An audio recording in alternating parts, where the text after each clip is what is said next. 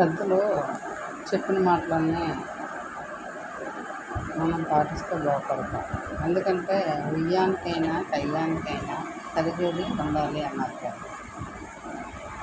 ఉయ్యానికైనా కయ్యానికైనా సరిజోడి తగినట్టు మనం చేసుకుంటే మనకు బాగుపడతాం. కానీ స్నేహానికి కూడా చుట్టారికానికి కూడా మనకు తగిన వాళ్ళతో మనం స్నేహం చేయాలి. మనకు తగిన వాళ్ళతో అంబలం ఎక్కిన వాళ్ళతో మనం వెళ్ళి చుట్టారికం కూడా చేయకూడదు. ఇవి రెండు మనకు మనం తర్వాత ఈ రెండు పనులు మనం చేస్తే మనం బాధపడతాం.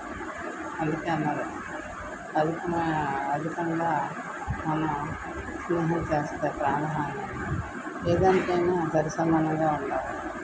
బియ్యానికైనా కయ్యానికైనా చుట్టారికానికైనా స్నేహానికైనా మన బంధుత్వానికైనా మన ఇంట్లో మనం ఉంటే మనకు మర్యాదగా ఉంటుంది. కాబట్టి మనం తర్వాత బాధపడవచ్చు.